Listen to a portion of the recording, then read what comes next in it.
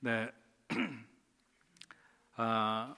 지난 시간에 우리가 여인이 던진 맷돌에 맞아서 머리에 두개골이 깨져서 죽은 아비멜렉이라고 하는 사람, 이 사람이 일정한 기간 동안 이스라엘을 다스리기는 했지만 그러나 그는 하나님이 인정하시거나 하나님이 세운 사람으로 사사가 되지 못했죠.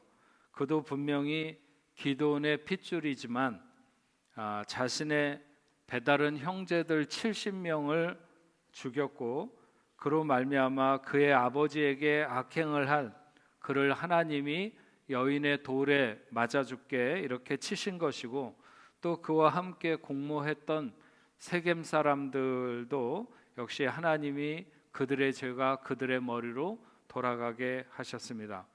그 후에 이사갈 사람 둘라라고 하는 사람이 이스라엘의 사사가 되었고, 그 후에는 길르앗 사람 야일이라는 사람이 사사가 되어서 23년, 22년 각각 이렇게 다스리게 됩니다. 그 후에 이스라엘 백성들은 사사기에서 계속 나타나고 있는 일정한 패턴과 같이 그들이 다시 여호와의 목전에 악을 행하며 바알들과 아스다롯과 아람 사람들의 신들과 시돈 사람들의 신들과 모압의 신들과 암몬 자손의 신들과 블레셋 사람들의 신들을 섬기고 여호와를 버려 그를 섬기지 않을 때 하나님이 진노하시고 그들을 블레셋 사람의 손과 암몬 사람의 손에 파실 때 그들이 요단 동편 길르앗에 있는 아모리 족속의 땅에 있는 모든 이스라엘 자손을 쳐서 18년 동안 억압하게 하였더라. 뿐만 아니라 거기서 멈추지 않고 이 암몬 사람들이 요단을 건너와서 이번에는 유다와 베냐민과 에브라임과 싸울 때 이스라엘의 곤고가 말할 수 없이 컸다. 그것이 본문에 나타나고 있는 내용이죠. 그때 이스라엘 자손이 하나님께 부르짖게 됩니다. 너무 괴롭고 힘들 때 이 사람들이 하나님께 부르짖습니다. 우리가 하나님을 버리고 바알들을 섬김으로 주께 범죄하였나이다. 그랬더니 하나님이 그들에게 이렇게 말합니다. 내가 애굽 사람과 아모리 사람과 암몬 자손과 블레셋 사람에게서 너희를 구원해 내지 않았느냐. 뿐만 아니라 시돈 사람과 아말렉 사람과 마온 사람이 너희를 압제할 때 내가 너희가 내게 부르짖음으로 내가 너희를 그들의 손에서 구원하였거늘 너희가 나를 버리고 다른 신들을 섬기니 그러므로 내가 다시는 너희를 구원하지 아니하리라. 가서 너희가 택한 신들에게 부르짖어 너희의 환난의 때에 그들이 너희를 구원하게 하라. 하나님이 그들에게 이렇게 답을 합니다. 하나님이 그들의 손에서 너희를 구원했다고 열거한 나라들이 얼마나 많습니까? 아모리 사람, 암몬 사람, 블레셋 사람, 시돈 사람, 아말렉 사람, 마온 사람. 그 긴 세월에 그렇게 똑같은 패턴으로 너희가 어떻게 그렇게 계속 그런 일들을 반복할 수 있으며 또 어떻게 다시 그렇게 뻔뻔하게 나한테 와서 우리를 구원해 달라고 할 수 있느냐? 그렇게 틈만 나면 다른 신들을 섬기겠다고 너희가 달려갔는데 그 신들에게 가서 너희를 구원해 달라고 그렇게 하라는 것입니다. 나는 다시는 너희를 구원하고 싶지 않아. 하나님이 이스라엘 백성들에게 이렇게 말했습니다. 여러분, 우리가 오늘 사사기의 절반을 딱 이렇게 보고 있는데요, 그들이 답습하는 똑같은 사이클이 너무나도 안타깝습니다. 얼마나 여러 번 똑같이 그들이 하나님 앞에 범죄하고 부르짖고 범죄하고 부르짖고 이런 사이클이 너무 안타깝지만 사실은 우리들도 하나님 앞에서 별반 다르지 않게 살아간다고 하는 것입니다. 뭔가 좀 삶이 곤고한 것 같으면 하나님을 찾았다가 조금 괜찮아지면 여지없이 세상으로 흘러가는 것이죠. 그 좀 괜찮은 시간에 좀 괜찮은 시간에 하나님의 영광을 모색하고 내가 어떻게 하면 하나님이 기뻐하실까 이런 생각을 하는 인생이 된다면 그야말로 하나님이 그로 인하여 기쁨을 이기지 못하시는 그런 생이 될 텐데, 하나님이 이스라엘 사람들에게 여러 민족을 나열하면서 그들 한 민족이 너희를 괴롭힐 때 너희가 그때 얼마나 절실했었느냐. 그런데 내가 그때 너희를 그 어려운 가운데서 건져주지 않았느냐. 하나님이 이스라엘 백성들에게 지금 공치사를 하고 있는 것이 아닙니다. 역사를 잊은 백성은 답이 없다는 말처럼 수치를 잊으면 또 수치를 당할 수밖에 없게 되는 것처럼 한 시대 한 민족으로부터 괴로움을 당할 때 그때마다 그리고 그 순간에는 이스라엘 사람들에게 구원이 너무나도 절실했어요. 정말 이렇게 괴로움을 당할 것이라면 차라리 죽는 게 낫겠다는 생각이 골백 번도 더 들었고, 그 많은 치욕과 부끄러움, 힘겨움, 난처함, 인간으로서의 모든 존엄함을 다 상실할 수밖에 없는 그런 전쟁의 소용돌이 그 앞에서 그 수많은 순간에 우리가 구원받지 않았는가? 근데 하나님이 다시는 그렇게 하지 않겠다고 진저리를 치면서 고개를 젓는 상황까지 가지 말았어야 되는 것이죠. 마치 죄의 초기값으로 돌아가는 사람들처럼 반복되는 것이 언제까지나 용인되는 것은 아닙니다. 하나님께서도 더 이상은 다시는 구원하지 않겠다고, 우리의 반복된 패턴에 이제는 하나님이 나도 헛수고하지 않겠다고 그렇게 선언하시는 것입니다.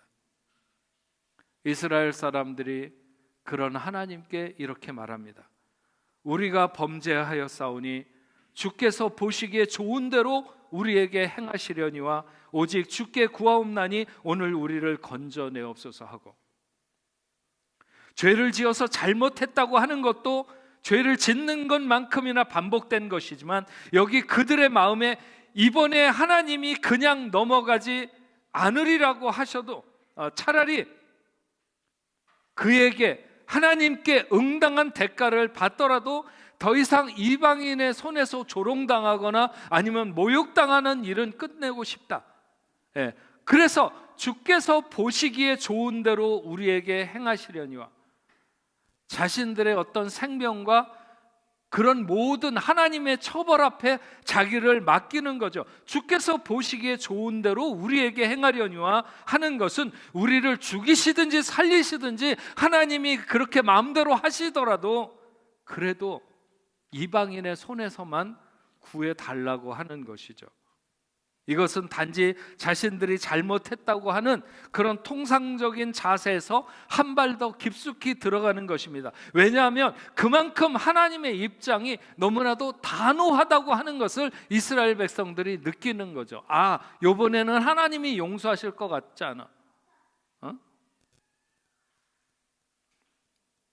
그냥 잘못했다고 하는 것만으로는 하나님의 마음을 돌리는 것이 쉽지 않겠다고 느껴진 것이죠. 더 중요한 것은 16절에 보면 자기들 가운데서 이방 신들을 제하여 버리고 여호와를 섬김에 여호와께서 이스라엘의 곤고로 말미암아 마음에 근심하시니라. 하나님이 아직 그들에게 무엇을 요구한 것은 없었어요. 하나님이 아직 그들에게 용서의 기미를 내비치지도 않았어요. 그런데 그들은 죄의 생활을 청산하고 여호와를 섬기는 생활로 돌아와 있었던 것이죠. 그들은 어느 순간에 자신들이 하나님 앞에서 잘못 나가고 있다는 것을 깨달았습니다. 그것이 암몬 자손의 괴롭힘이 너무 극심했든지 어쨌든지 원인은 우리가 하나님에게서 돌아선 데 그 이유가 있다는 것을 발견했는데 그건 쉬운 일이 아니죠. 그리고 그들은 그러한 사실을 알고 즉각적으로 하나님 앞에 부르짖기 시작했고, 하나님의 격한 마음을 알게 되면서 하나님의 처분을 기다리며 그들은 자신의 생활 속에서 하나님을 떠난 그런 모습들을 청산하기 시작했습니다. 하나님이 가장 가증하게 생각하는 자기들 가운데 있는 이방의 신들을 거기에서 제하여 버리는 것을 비롯해서 하나님을 섬기는 생활을 다시 구축하고 있었습니다. 여러분, 우리는 여기서 회개의 힘을 보게 됩니다. 그들의 죄는 매우 고질적이고 고착화되어 있었습니다.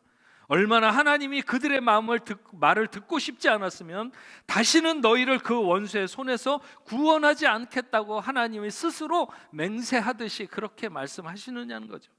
그 하나님의 굳은 마음을 녹이는 것은 쉽지 않은 일입니다.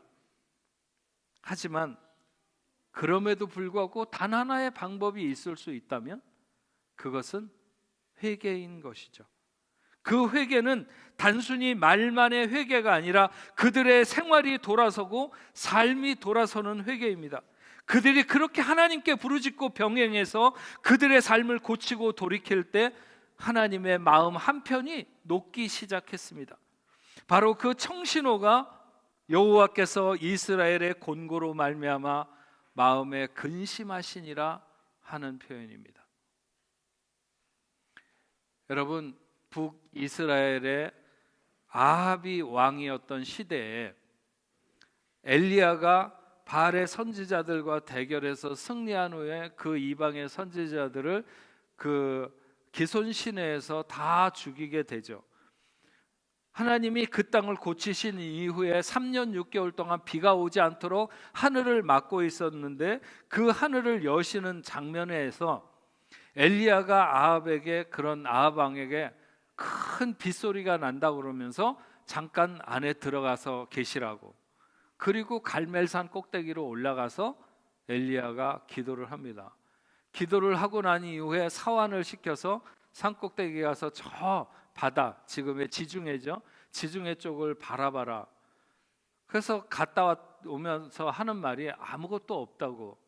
그러니까 두 번째 기도하고 다시 또 보냅니다. 또 봤는데 또 아무것도 없어요. 세 번째도 보내고 네 번째도 보내고, 그렇게 해서 7번을 반복했을 때 7번째 그가 올라갔다 내려와서 저 바다에서 사람 손바닥만한 구름이 일어난다고 했습니다. 그때 엘리야는 아합 왕에게 비로 인해서 길이 막힐지 모르니까 빨리 왕궁으로 내려가라고 이렇게 말합니다. 손바닥만한 작은 구름, 그것은 3년 6개월 동안 비 오지 않던 그 땅에 비가 오는 청신호인 것이죠. 하나님은 암몬에게 고통받는 이스라엘을 위해서 손바닥만한 구름, 다시 말하면 입다라고 하는 사람을 예비하시게 됩니다. 11장 1절에서 길르앗 사람 입다는 큰 용사였으니 기생이 길르앗에게서 낳은 아들이었고, 입다가 큰 용사라고 하는 것은 다른 아들들보다 겁쟁이가 아닌 용기가 있는 사람이라 이런 표현입니다. 그는 자기 아버지에게 정실 자식이 아니라 기생에게서 낳은 서자였습니다. 그리고 다른 자식들에 의해서 집에서 쫓겨나게 된 사람이죠. 아버지의 기업이 그들에게 나누어져서 돌아갈까 하는 것을 염려해서 그 형제들이 쫓아내버린 것입니다. 우리나라로 말하면 옛날에 무슨 장영실이나 아니면은 허준 정도가 살던 그 시대와 비슷한 환경이라고 말할 수 있죠. 어쨌든 도비라고 하는 땅에 가서 이 입다가 거주하게 되는데 거기에 이 사람 저 사람 떠돌이들이 여러 명이 그에게 몰려들게 됩니다. 그러니까 대단한 것은 아니지만 그에게는 사람들을 끄는 일정한 어느 정도의 리더십이 있었던 것으로 보입니다. 이스라엘의 구원이 시급한 시간에 그를 알아보지 못하는 입장에서 보면 정말 바닷가에서 떠오르는 작은 손바닥 같은 그런 존재라고 말할 수 있죠. 암몬 사람들이 이스라엘을 치려고 할 때 길르앗의 장로들이 이 입다를 찾아와 가지고 와서 우리의 장관이 되어달라, 싸움에 앞장서는 장관이 되어달라, 이렇게 말을 합니다. 입다는 자기를 쫓아낸 동네의 유지들이 찾아와서 자기에게 장관이 되어달라고 하는 것이 너무 어이없지만, 그들은 만약 정말 그렇게 해준다면 당신이 우리의 우두머리가 되도록 하겠다.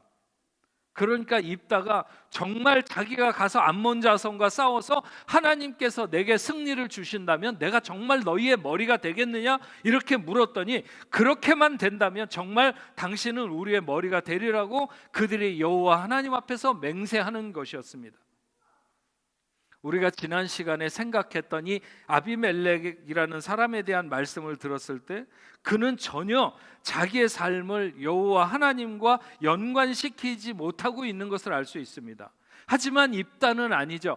길르앗의 장로들이 자기들의 장관이 되어서 싸워달라고 할 때 정말 여호와께서 그들을 내게 넘기면, 그래서 내가 싸움에 이기면 내가 과연 너희의 머리가 되겠느냐? 이렇게 묻습니다. 그러니까 그 전쟁의 승패가 여호와 하나님께 있다고 하는 것을 입단은 분명히 알고 있었던 것이죠. 설령 알고 있었어도 얼마든지 자기 자신을 내세울 수 있었지만 그는 그렇게 하지 않았고, 무엇보다도 그들로 하여금 여호와 앞에서 그런 사실을 서약하게 한 것은 하나님 앞에서의 결정이 얼마나 중요한가 하는 것을 이 입단은 알고 있었던 것입니다.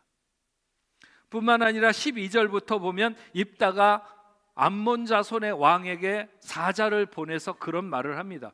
왜 내 땅을, 우리 땅을 차지하려고 하느냐, 치려고 하느냐. 그랬더니 암몬 왕이 말하기를, 오래전에 이스라엘 백성들이 애굽에서 나와서 이렇게 가나안으로 오는 여정 중에 아르논에서부터 야복과 요단까지 내 땅을 점령했기 때문인데, 평화롭게, 그러니까 좋게 말할 때 그 땅을 다시 돌려달라, 이렇게 얘기를 하는 거죠. 그때 입다가 암몬 왕에게 대답을 한 긴 내용이 이 사사기 11장에 나와 있습니다. 여러분 가서 집에 가서 한 번씩 읽어보시기 바랍니다. 입다는 왜 그 땅이 자신들의 땅이 되어야 하며 왜 암몬이 그 땅의 주인이라고 주장하면 안 되는지에 대해서 정리하고 있는데, 그가 얼마나 이런 역사에 대해서 잘 알고 있는지 모릅니다. 입다는 역사에 대해서 능통할 뿐만 아니라 하나님 앞에서 자신들에게 이 일의 명분이 있다는 것을 분명히 알고 있었습니다. 만약 그럼에도 암몬의 왕이 전쟁을 벌린다면 그것은 입다의 승리가 하나님 앞에서 결정된 것이나 다름없는 것이죠. 아무것도 모르면서 자신이 이스라엘을 다스리는 치리자가 되어야 한다고 나섰던 아비멜렉에 비하면 같은 서자지만 입다는 준비된 사람이었다고 하는 것이죠. 하나님의 뜻이 무엇인지도 알았고 하나님이 지금까지 어떻게 역사해 오셨는지도 알았습니다. 하나님이 손을 들어주시면 이기고 하나님이 손을 들어주지 않으면 이길 수 없다는, 전쟁은 여호와께 속한 것이라고 하는 사실을 이 입다는 분명히 알았습니다. 그는 비록 좋은 환경, 우호적인 가족의 분위기에서 성장하지 못했지만 그러나 역사와 하나님의 뜻에 대한 배움을 멈추지 않는 사람이었던 것이 분명합니다. 이는 이스라엘의 구원의 청신호가 되는 사람이었습니다. 여러분, 출애굽기 3장 7절 8절 말씀은 출애굽기 전체를 이해하는 것과 성경을 전체를 이해하는 데도 좋은 키가 되는 말씀입니다. 여기에 보면 여호와께서 이르시되 내가 애굽에 있는 내 백성의 고통을 분명히 보고 그들이 그들의 감독자로 말미암아 부르짖음을 듣고 그 근심을 알고 내가 내려가서 그들을 애굽인의 손에서 건져내고 그들을 그 땅에서 인도하여 아름답고 광대한 땅, 젖과 꿀이 흐르는 땅, 곧 가나안 족속, 헷 족속, 아모리 족속, 브리스 족속, 히위 족속, 여부스 족속의 지방에 데려가려 하노라. 여기에 보면 그 부르짖음을 듣고 그 근심을 알고 하는 것은 하나님이 그들이 근심하는 그 마음과 같은 마음이 되었다고 하는 것입니다. 오늘 본문에서 이스라엘 백성들이 자기들의 죄를 고백하며 하나님의 처분을 바라고 자기들에게서 우상을 제거하고 하나님을 섬기는 자세로 돌아섰을 때 여호와 하나님은 근심하시니라 이렇게 말하고 있습니다. 그들이 그렇게 회개하고 생활을 고치는 것 때문에 근심하셨다는 것이 아니라 그렇게 진정으로 회개하고 생활을 고칠 때 그때 그들이 받고 있는 고통이 하나님 눈에 들어오기 시작하셨다는 거예요. 하나님 마음에 그 고통이 담기기 시작했다는 것이죠. 우리가 죄악으로 뻗어나가면서 고통 가운데 있거나 고통 가운데 있으면서 자기의 죄악을 모르면 하나님도 안타까워 하시겠죠. 저놈이 왜 저러고 있을까? 안타까워 하실 것입니다.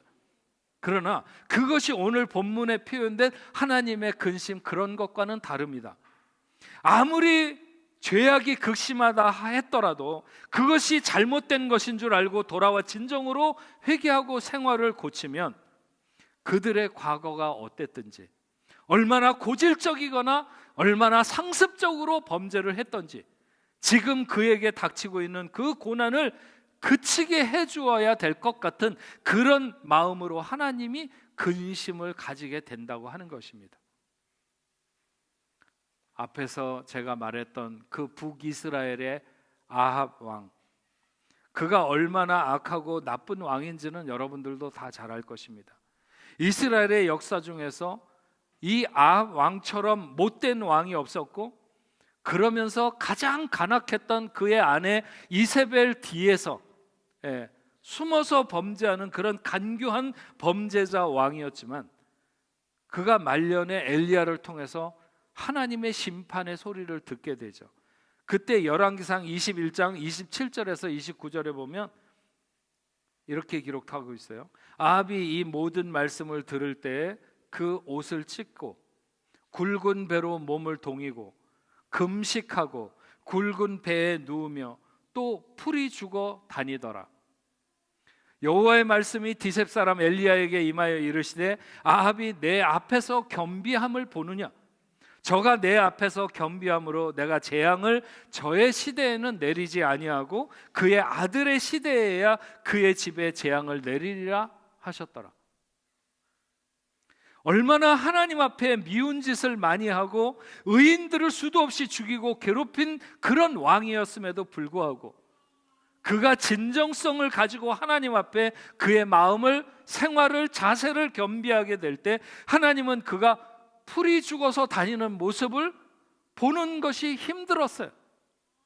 그래서 엘리야를 통해서 가서 하나님께서 당신의 시대에는 재앙이 내리지 않겠다고 말해라. 그래서 너무 풀 죽어서 돌아다니지 말라고. 하나님이 너무 자비하지 않아요? 미워서 너는 이런 벌을 받아야 싸, 이렇게 얘기를 했는데, 그 얘기를 듣고 갑자기 이 아합 왕이 그냥 하나님 앞에서 너무, 그래서 걸음걸이도 그냥 살살 하나님 앞에 경박스럽게 걷지 않느라고 걸음걸이도 이렇게 살살 걸으면서 자기를 정말 겸비한 마음을 가질 때 엘리야를 다시 불러갖고, 야, 쟤 봐라, 쟤가 내 앞에서 얼마나 조심하면서 저렇게 하는지, 풀이 죽어갖고 저러는데 가서 얘기해. 네 때에는 재앙을 안 내리고 네 아들의 때에 내리겠다고 얘기를 해라. 그래서 엘리야가 가서 얘기하는 거 아니에요. 이스라엘 백성들이 애굽을 나와서 가나안을 점령하기까지 과연 어떤 나라와 민족들이 이스라엘 백성들과 싸울 때 이스라엘 백성들이 그들을 이길 수 있었겠어요? 이스라엘 백성들은 정말 빈털터리 아무것도 없이, 무기는 더더욱 없이 있다면 오직 하나님.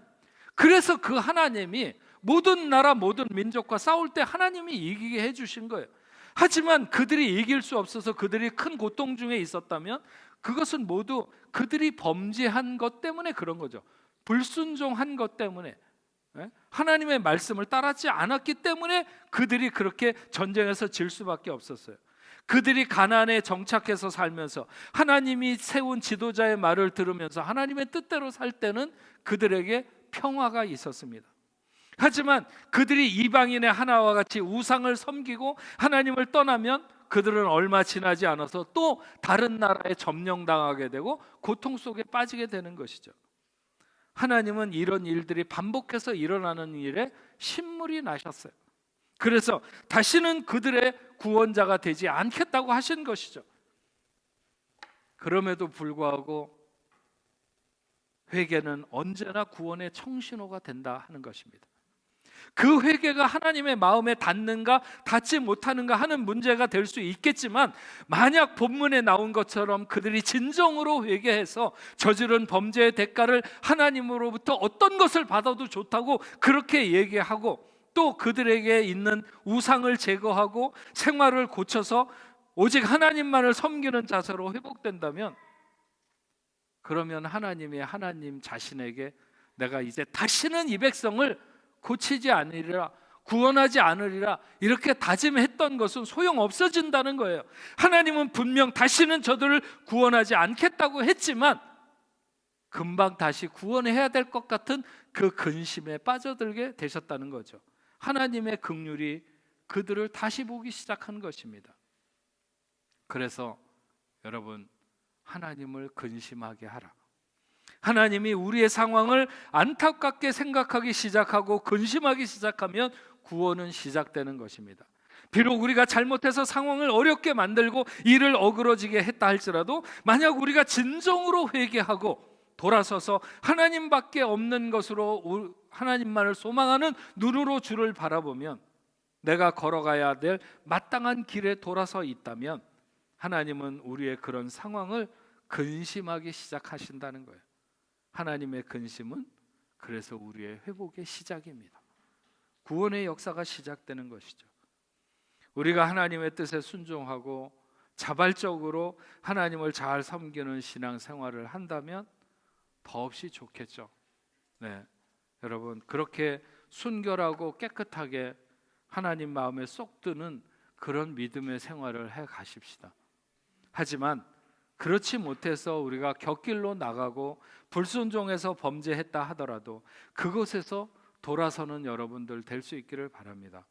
만약 우리가 진정성을 가지고 회개해서 그 길에서 돌이키고 우리의 마음에 있는 우상들을 제거하고 우리가 하나님을 사랑하며 사는 것을 최우선으로 삼으면 우리가 어떤 허물과 죄가 있든지 하나님은 우리의 고통으로 인해 근심하실 것이고 그것은 우리의 구원의 청신호가 될 것이고 마치 지중해에서부터 일어나는 비를 담은 작은 손바닥만한 구름이 3년 6개월 동안 가물었던 그 이스라엘 온 땅에 비를 내리게 된 것처럼 하나님께서 그 고통받는 이스라엘 백성들을 구원하기 위해서 입다라고 하는 인물을 준비하신 것처럼 구원의 역사가 준비될 줄로 믿습니다. 위기를 바꿔서 다시 새로운 출발의 기회로 삼는 우리 오늘 뽕레프 성도 여러분들이 다 되시기를 주님의 이름으로 축원합니다. 여러분, 우리 같이 찬양하겠습니다. 나의 백성이 다 겸비하여 내게 기도하면 나의 얼굴을 구하여서 그 악한 길을 떠나면 하늘에서 듣고 죄를 사하며 그들의 땅을 고치리라. 우리 같이 찬양하면서 하나님께서 이 땅 고치시는 놀라운 역사를 구하겠습니다. 나의 백성이 다 겸비하여 내게 기도하며 나의 얼굴을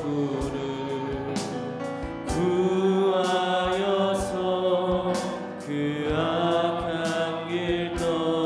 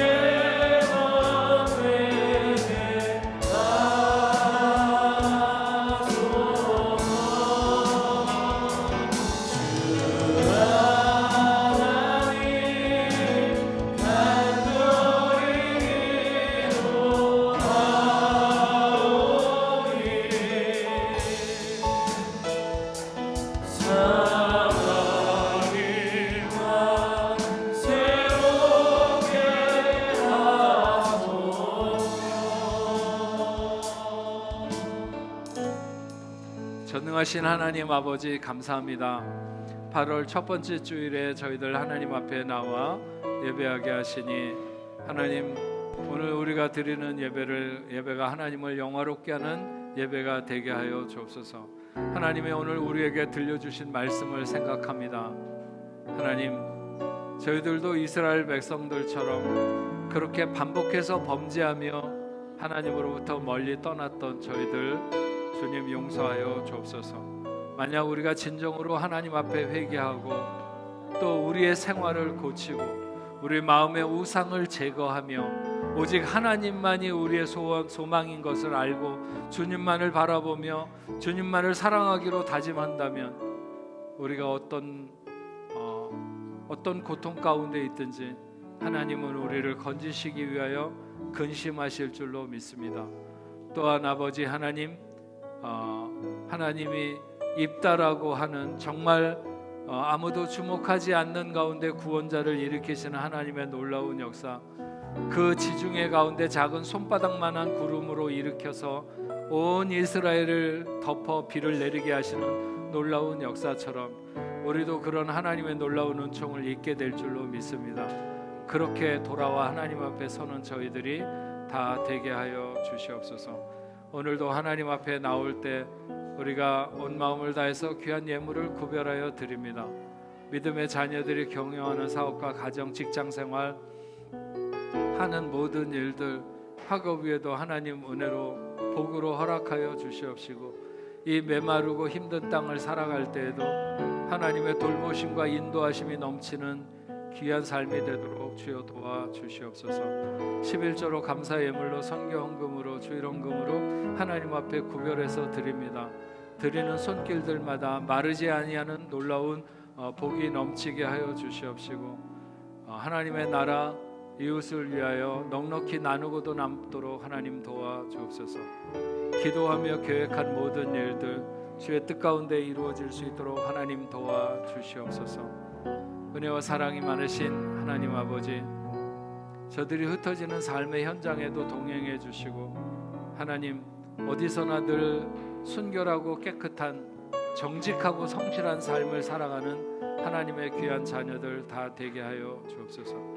우리 교회와 더불어 협력하는 선교지를 하나님 굽어보시고 그 모든 곳에 하나님의 놀라운 역사, 은혜가 있도록 주여 도와주셔서 이 힘든 시간에도 하나님의 나라가 계속 세워져 갈 수 있도록 주님 도와주옵소서. 주님 구합니다. 질병으로 인하여 고통받는 하나님의 자녀들이 있습니다.